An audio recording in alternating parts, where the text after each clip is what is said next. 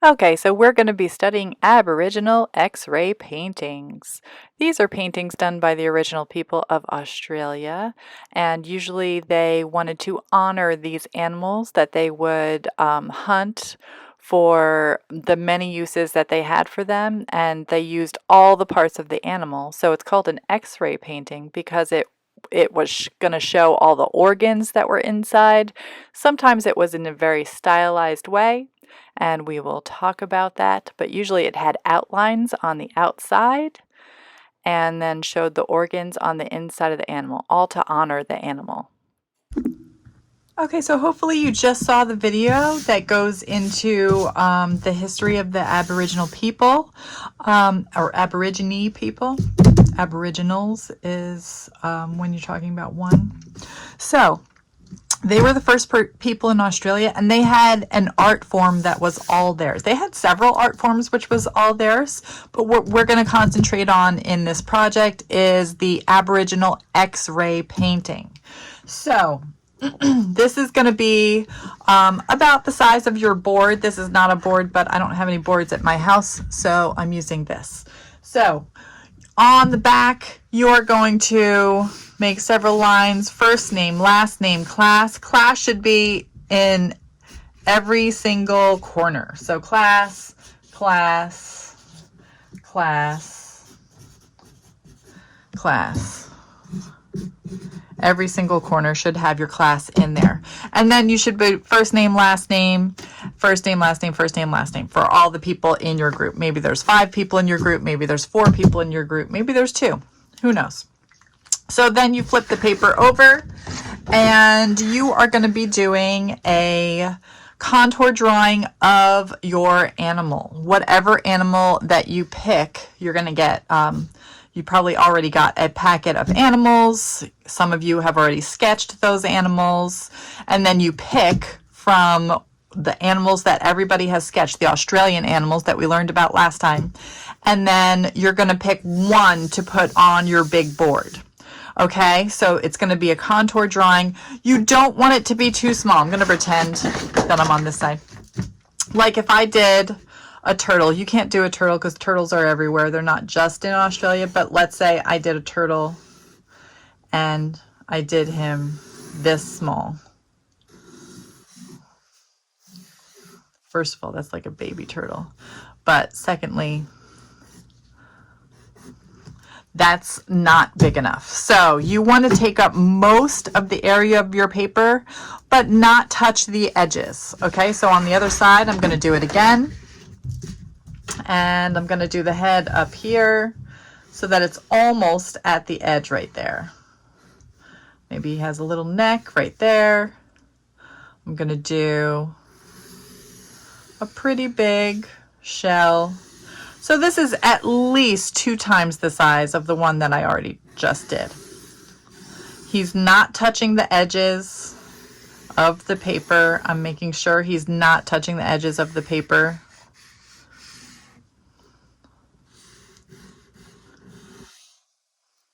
And he has a little tail. Okay, so there is my turtle. He's not touching the edges of the paper. However, he takes up most of the paper. So then you're going to measure with your hand. You're going to measure 4 fingers from the edge. Okay, and I'm going to measure 4 fingers from the flipper.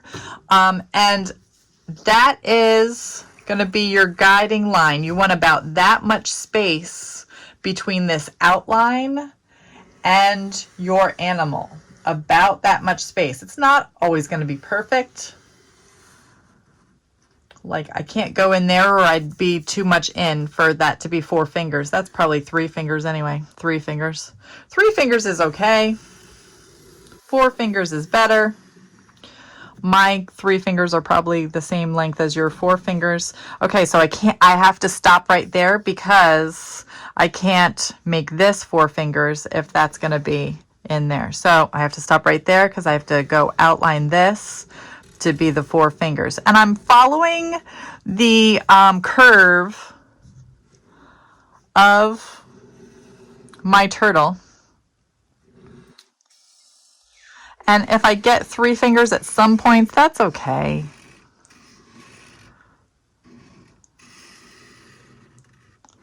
I can't go in here at all because that wouldn't be 3 or 4 fingers.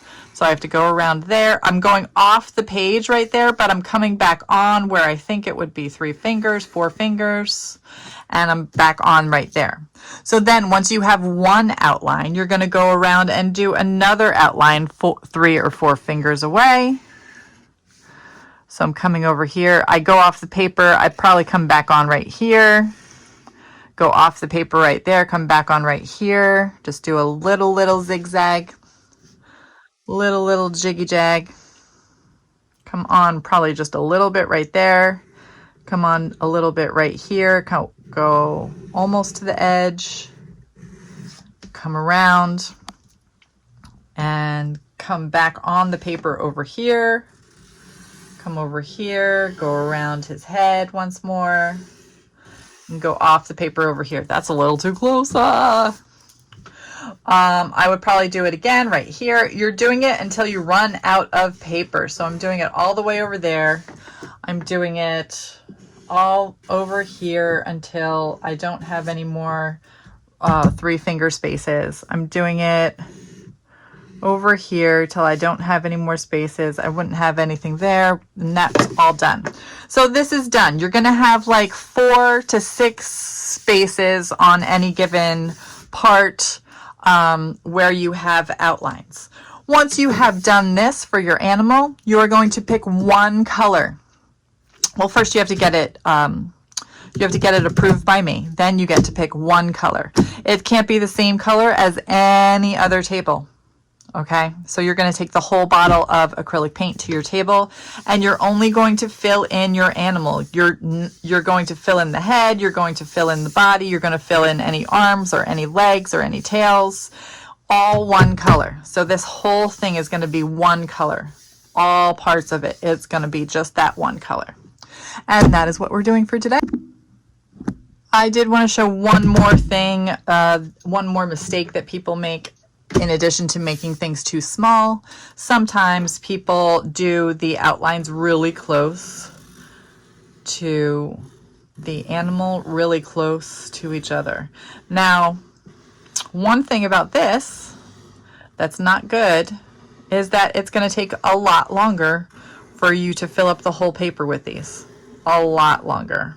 Like a lot longer. At least 5 times as long to fill up the whole page with this. Another thing is that these get confusing. Don't make life harder for yourself. I make these lessons in certain ways so that you don't get confused. This is a way that's going to be super duper confusing, especially if you have them right next to each other, especially if in some places like right there, you're touching.